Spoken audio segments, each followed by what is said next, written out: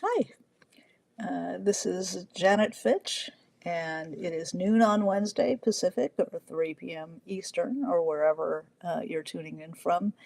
Um, and this is Writing Wednesday, where I answer your writing questions, your craft questions, your theme questions, your philosophical questions, your existential questions, your emotional questions, all things writing.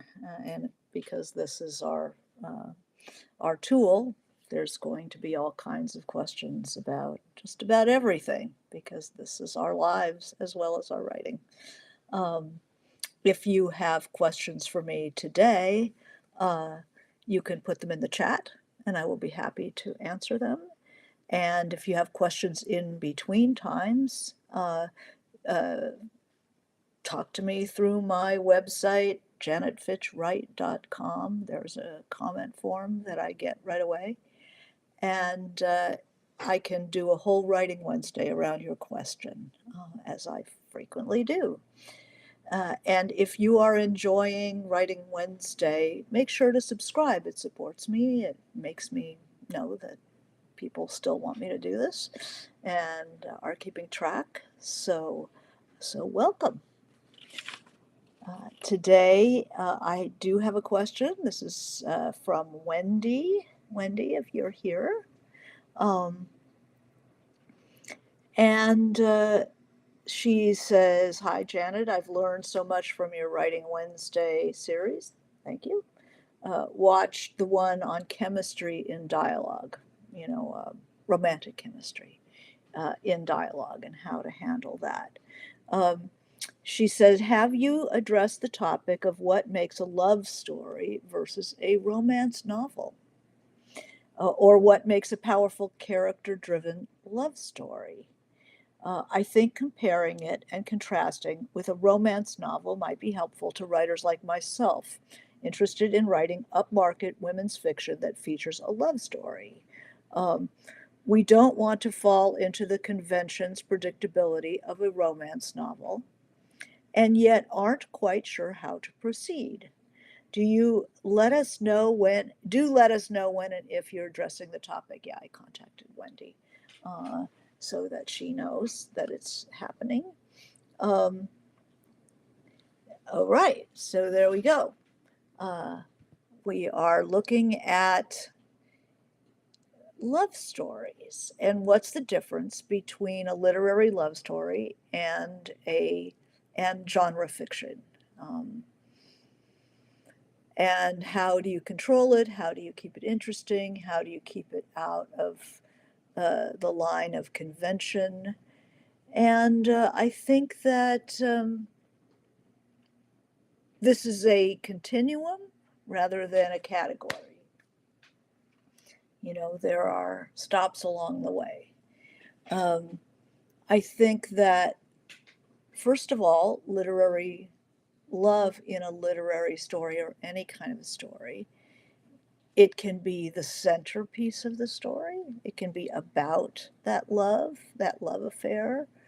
Um, it can be about something else with a love story in it. And often in a more complex book, um, literary book normally, um, it can be both. It can be both. I mean, you look at Anna Karenina, is that a love story? Yes. Is it about other things besides love? Yes. So you are, the complexity of dealing with a love story in literary fiction is it can be forefront, there can be other concerns, or it can be, a supporting story of another kind of narrative. In romance genre fiction, which is the other side of the spectrum, but it's a continuum, but on the far other side of that, a romance novel is going to foreground the love story, But what genre has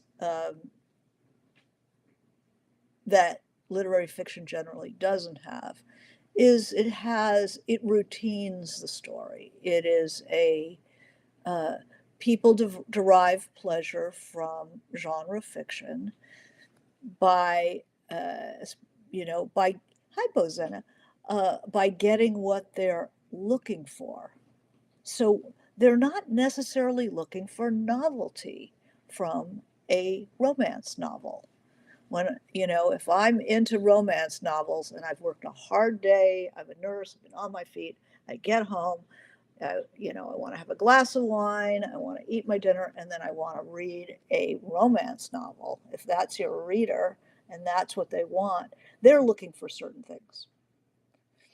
They want a certain kind of experience. And the more it reflects the genre, the more expected everything is, the better it reads for them because they're reading for reassurance, they're reading for escape, they're reading for kind of a bite sized brownie, and they don't want it to suddenly have cherries in it. They don't want it to have, rum in it. They don't want it to, they want what they want.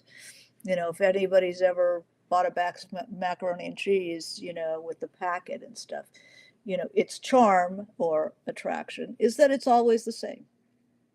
You get what you pay for, you get what you wanted in romance fiction. So the romance is going to be, the love story is going to be the center of everything. The mechanics of it are going to be what keeps the lovers apart, or if it's a more of a rom-com type of romance, it's the characters themselves are keeping themselves apart because of canniness, because of nervousness, the different reasons why they do it. Um, they generally tend not to be that involved in the personalities. Personalities are not very important in a romance novel. People can be spunky, they can be a little quirky, but they're not going to have complex inner lives. I think that maybe that's the first difference here is the complexity of the story, the complexity of the people.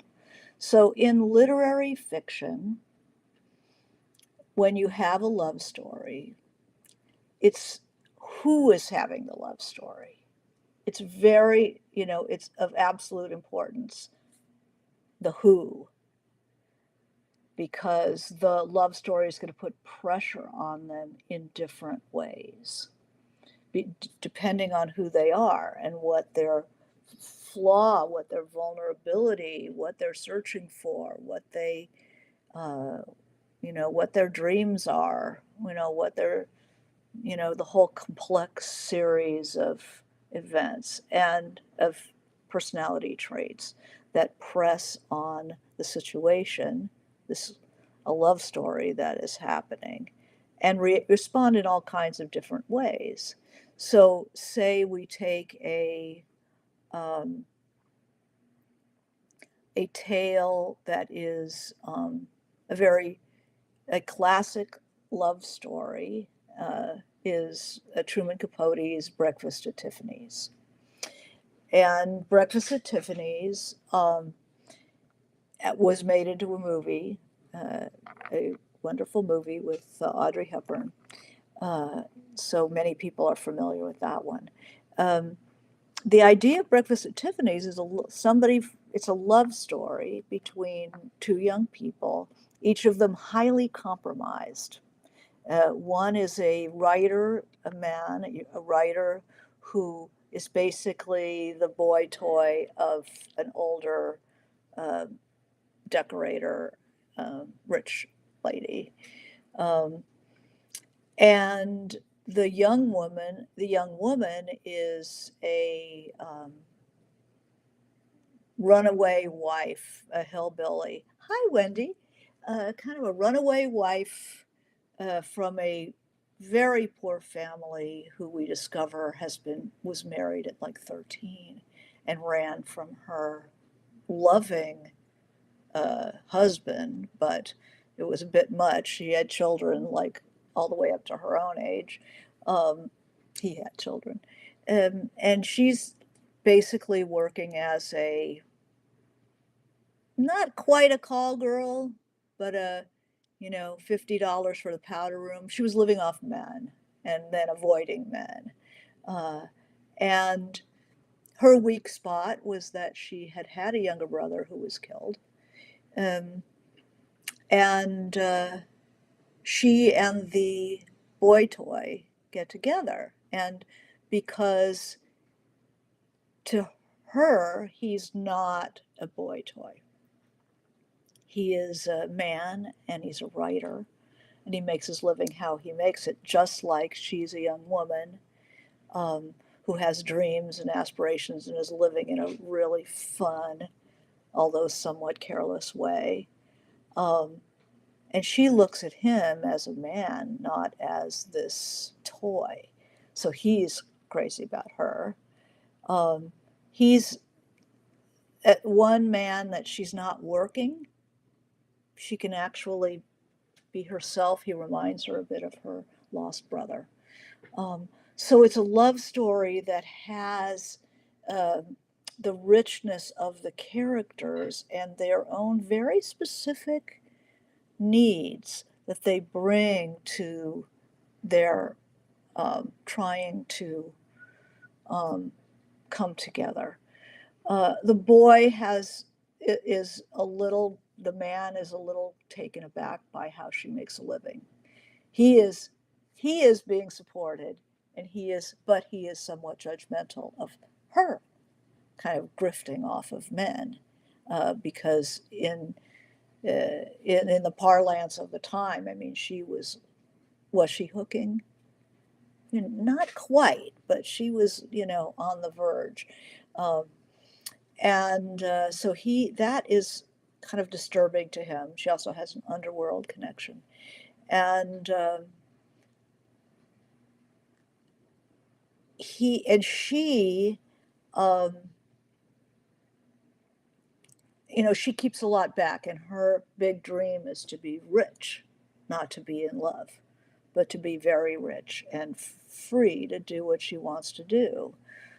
So falling in love with this guy is impeding her search for a rich husband, which he is never going to be. He is a writer. Sorry, guys. um, so that, I urge everybody to read the book and notice how, or see the movie. They changed a little bit of it. Certainly they changed the ending. Um, but you'll get the idea of a love story, how that could have been a literary love story as opposed to a romance novel. It's the specificity of characters and the unexpected quality of it is what keeps it from being a romance novel. Um, so A. Peterson, I don't know who you are, but hello. Uh, um, do you prefer a whirlwind or slow burn romance? Ooh, either. Oh, you know, I love, I always have a romance. I always have love stories, usually more than one in a book. Um, I love, I think that we bring so much to that possibility of a deep relationship with another person. Also sex, a great sexual relationship. It's very hard to be a human being in a body and not yearn for, the not desire, something incandescent in your sex life. Um, I think that I prefer hi Amy, I prefer a whirlwind romance in a novel is like a thriller. It shortens the time frame of the piece. Um, you either work through the whole whirlwind and come out the other side and still have story to burn, more story, or if it's about the whirlwind, um, it will be paced like a thriller, and you will be tempted to ignore the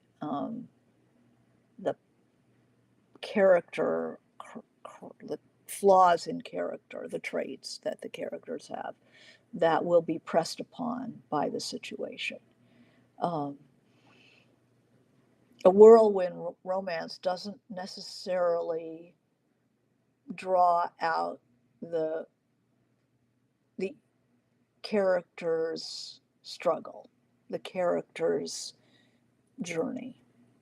So it tends to be more plot oriented and more in the category of thriller, um, unless there's deceit involved, unless there's something else that's also going on. Um, so Amy says, I am attempting a slow burn in a screenplay. Well, screenplay is interesting. The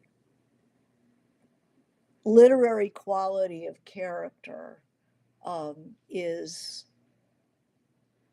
you could still, certainly there are wonderful movies about a love story that depend entirely on the qualities of the characters. But there are a lot of them that don't need it. A slow burn is a romance. You can write a romance novel with a slow burn in it. The office mate that you don't tell them your personal life, or they tell you their personal life, but you're not really part of it. You know, and one person might not even know that the other person's jonesing for them. You can get a lot of heat off of erotic heat off of that. Um, so the difference is that it has to be specific characters, not just anybody. Um, Llewellyn says, how many details of a character in a romance should be left out? How much should the readers imagine? Okay, a romance versus love story. In a romance, I would say that the character's interests outside of the love story don't become more interesting than the love story. If the character is, say,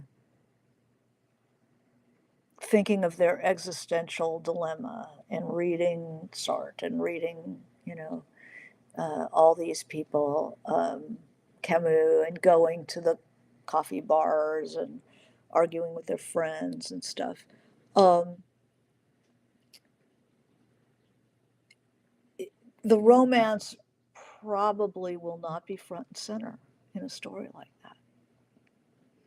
You know, look at the love stories in Kerouac on the roads, say.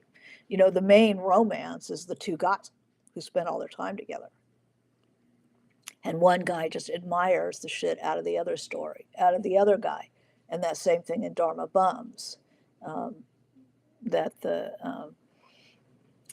Kerouac character, I forgot what he called himself in that book, just admires the hell out of Jeffy Ryder, who's the real deal, which he is always looking for the real deal. So he might have lovers, but that is the person that he's thinking about most, not some girl. Um, so details of character in a romance, he'll be thinking, if it's a romance, that character, the protagonist, will be thinking about um, that woman or man, um, and whatever whatever's happening in their life, that love story will be intruding. Um, Decisions about the love story, how much to let them in, how much not to let them in. So, how many details of a character should be left out? And it's usually a matter of pacing, like how much do you need? How much pacing? I mean, I could just go into character forever and I have to cut because um, you don't want to overweight. You know, you always are pruning back if you're somebody who creates character, you know, their multiplicity of lives and concerns. You know, you have to cut them back to either balance that romance, to inform the romance, to give some weird contrast or a weird twist to it. And, you know, so somebody, say, trying to be the skateboarding king of their high school, to, you know, boil it to a simplistic um, formula, not formula, a simplistic outline here. Um, the kid is trying to be the best skateboarder in the high school, and there's some girl that he's crazy about. So you make sure that they're joined. You make sure that he's got to show her off when she's around, and of course that's when he's gonna bite it. Um, how does he deal with the humiliation? Did she laugh at him? If she did, and he's a sensitive kid, how does he respond to that? Um, Maybe he pretends to like another girl to see if she can, you know, be made jealous. And then maybe that girl is, you know, crazy about him. And then he knows what it feels like to be the object of an obsession, you know, that kind of thing. So look at how it links in to the central problem of it. Um, so Amy says, how do you create chemistry between your characters?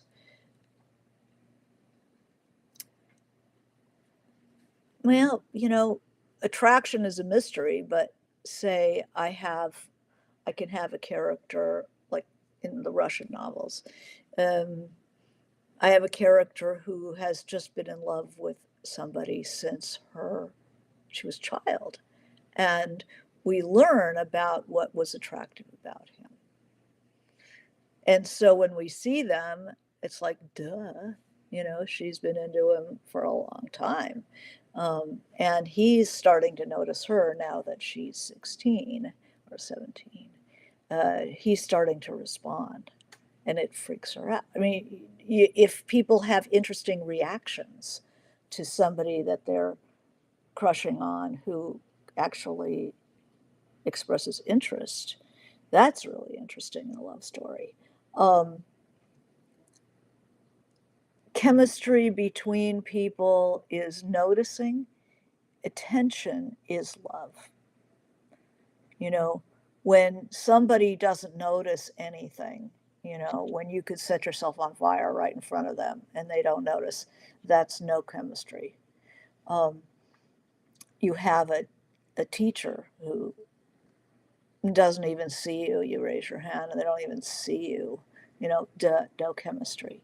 But when people notice you or you notice them, you're noticing they got their hair done, they, you know, that skirt that they're wearing, or that, um, you know, they have a especially hopeful look on their face today. Um, that he left early from class. I wonder what happened. What's going on with Bruce? You know, and the teacher's going blah blah blah blah, but she's thinking about Bruce. You know, why did he leave early? So attention, where the character's attention is, shows chemistry. Now, chemistry between characters. So you have two people, each very specific characters, have a specific relationship, and you want to show chemistry. It's like, who is going to be the moving part? Who's your protagonist?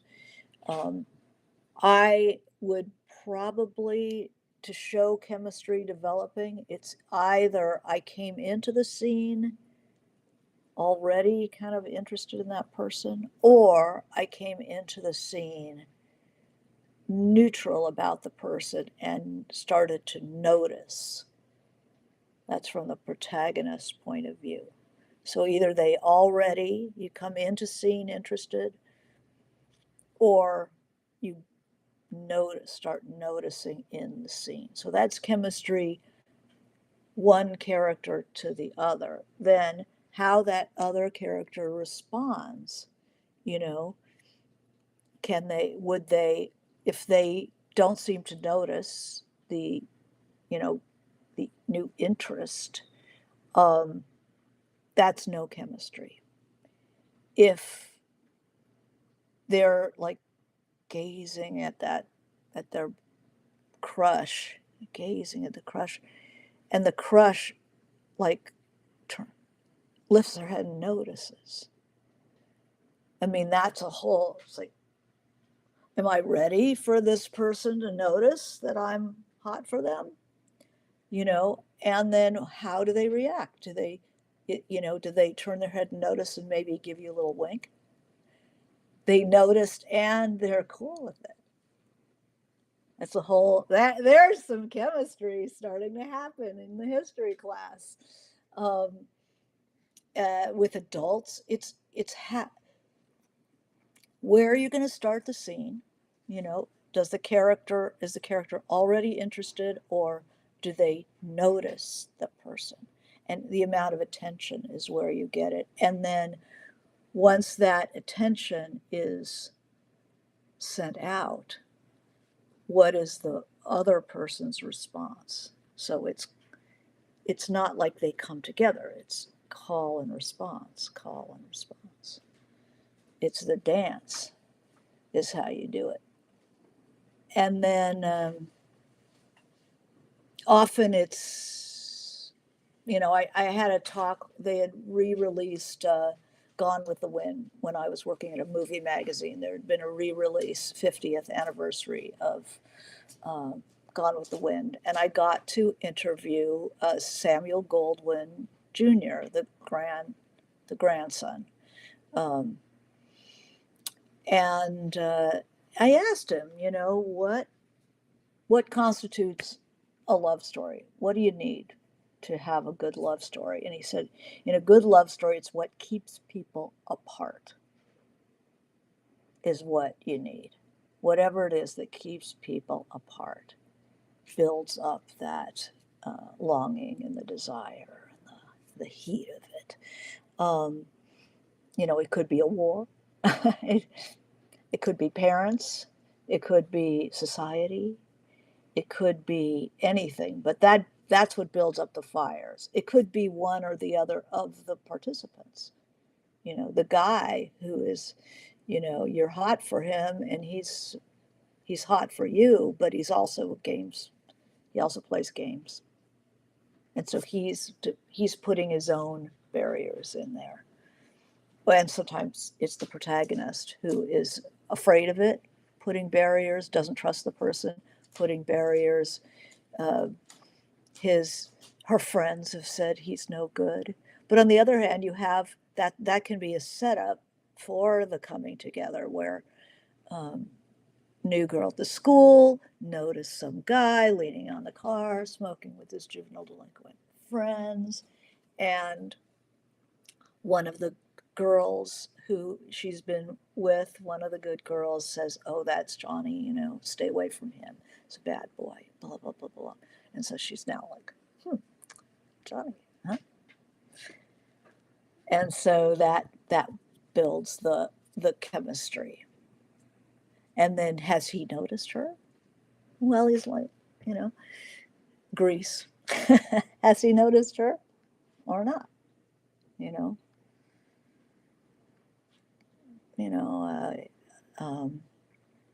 Rebel Without a Cause. It's not a love story, but there is a love story in it.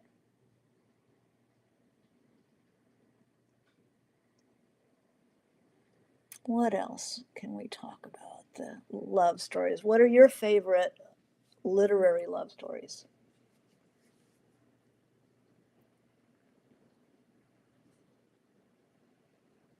I love, there's everybody I think here knows that Jeanette Winterson's Written on the Body, uh, which is about the love story, very one-sided, very internal. Um, it's not one-sided, but it's very much from one point of view, of a married woman, uh, love affair between a person of unknown gender in a relationship, a very hot relationship with a married woman. And it's the amount of attention that the lover pays to this woman, that we know just how much she is beloved. That's one of my favorites. Of course, Anna Karenina, it couldn't be more amazing. Um, let's see, great love stories. Um,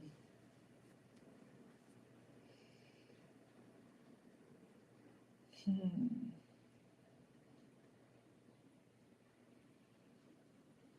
Dawson's Creek. How about novels?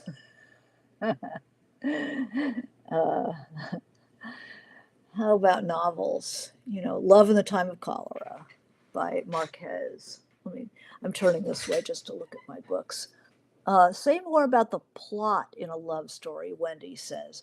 A romance novel, the center of the plot is the romance. But it sounds like you're saying in a love story, or war or some other mission can also be a cause. In a love story in a literary book can be the focus. It can be about the affair. Um, the Comedians by Graham Greene, A Quiet American by Graham Greene, The End of the Affair by Graham Greene. Um, these are love stories, um, literary love stories, but there are four other things involved. There are other forces. There are other parts of the story. There are other rooms of the story, which in a strictly genre romance would not be there. You know, Me coming home after my 12-hour shift at the hospital, and I open my romance novel. I do not want to know about what happened in World War II or the politics of Vietnam under the French or any of that. I want to be swept away into another world where I swept onto a pirate ship and, just get me out of here. So the niceties, the nuances of character and other themes are not of interest to the romance reader. Um, a love story can be the center of a literary novel. It's just that there's going to be other things. So, say more about plot. Um,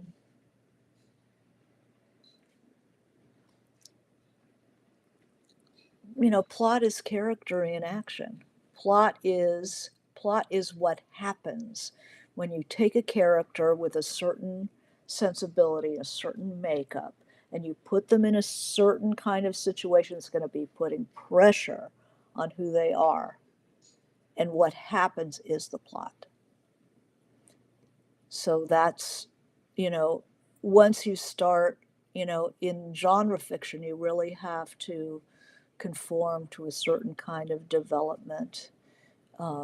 In mystery, you have to plot it out because you can't, you want to make sure the bridge, that the end meets the beginning, and, you know, things happen in the order that they need to happen, suspenses, uh, information is withheld and then revealed at certain points. Um, Whereas in mostly in literary fiction, people who at least write character-driven fiction. Um, it's all about the people. Um, Amy says Astrid and Uncle Ray. That there are many weird love stories in uh, White Oleander, but the main love story is with her mother. The main, it's like Kerouac and Dean Moriarty, whatever the character is in On the Road, or Jeffy Ryder in Dharma Bums. It's the central relationship is not a love story in White Oleander, but she does have love stories. Paul Trout, she loves people for different reasons. It comes to an end. It's an experiment. It all comes out of character, and why it explodes comes out of character, just like any relationship. Uh, Elizabeth Bennet and Mr. Darcy. I've got to say, I haven't read um, Pride and Prejudice. I I'm going to admit right here that I can't stand her, that kind of drawing room novels. I just don't like him. I'd rather have somebody beat the landlady over head with an axe because of philosophy. You know, I prefer Dostoevsky to that kind of thing. But people love that, so definitely what keeps them apart, and the girl who has three choices and who is she going to be with and stuff. You can write a literary novel about that. And in fact, these novels are um, uh,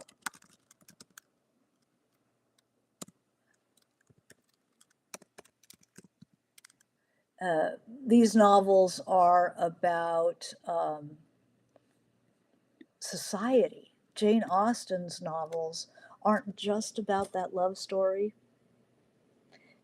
They're about the situation of people in that society and the question of marriage. These questions are not just about love. These questions are about economics, the class, um, the way society functions in those days. That's why I really can't stand this rash of taking historical worlds and kind of using them as stage props for for modern people, because those are different worlds where people had different constraints that were really, really serious. Um, the constraints on love and marriage, especially historically, are very, very serious, especially in the upper and middle class. Um, in the working class, lower class, farming class, rural people, the village was the important thing, and love played against that. If you actually fell in love with somebody, and the village said no, or the village had an eye for that guy to marry somebody else because of economics, social class, etc., then you're working against society, which makes for a very complex and interesting story. That's not a story you're going to find in a romance novel. What else do we What else do we like in the way of love stories? Um, I really like the love stories in Sally Rooney's new novel Intermezzo. There are two sets of love stories, and kind of three, because one guy has a couple of choices, um, and that's very well done and very important of who the people are, what their age, experience, hopes for the future, where they live. Amy didn't like it couldn't read more than 7 pages of the book. Oh, that's Jane Austen. Yeah, I can't. I just can't stand that. I don't want to be in that world. I like a more violent, passionate, violent. I prefer like I'd rather read Wuthering Heights. Um, so I really recommend Intermezzo by Sally Rooney. All Sally Rooney's are love stories, aren't they? Normal People was, and it's all Normal People is all about those uh, people getting in their own way, how people fuck up a love story, how they get in their own way. And that's Normal People for sure. Intermezzo, not quite as much. Uh, there's other, it's more looking at other factors. Um, what other good love stories? Oh my God.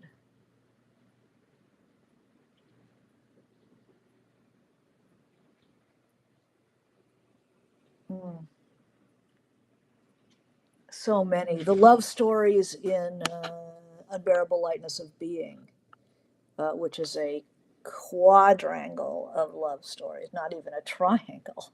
It's a quadrangle. There are four people, and they're all involved with each other. No, they're not all involved. There's a series of triangles. Um, and that's a fascinating book, and looking at how he handles the love stories. Uh, but it's definitely a book about love, but it uses love as a vehicle to explore other issues. He's exploring psychological issues, political issues, philosophical issues within the love story. So the love story can be like this pasta that you can put different sauces on. It's the love stories are the main story of Unbearable Lightness of Being, are these love triangles. But the love triangle, within that, you can do anything. You can have characters talk about anything, do anything. If you're interested in, the collective experience of, being in a protest versus being a kid having to march for, having to parade for in a communist country, and the conversation between the two of, why don't you want to go to the protest? Well, duh, I don't like it. I don't want collective action. I want to be an individual. Whereas the other guy is such an individual, he is attracted to the, a mass movement, like protest movement or something. And they're within their love story, they're able to address all this other stuff. So having a love story doesn't eliminate the possibilities of dealing with all kinds of other issues. It's a great carrier. Um, so I think we are coming to the end of our time together. So ask me if there's anything that you wish I would address about this. Please put it in the chat. I will give you a moment before I leave, or your favorite love story on the page. Amy says, so make it saucy. She's like the pasta, the pasta metaphor. Thank you very much for coming. And please subscribe if you have not. It helps encourage me to continue doing this. Appreciate it. And hopefully we'll see you next week for Writing Wednesday. Okay, bye.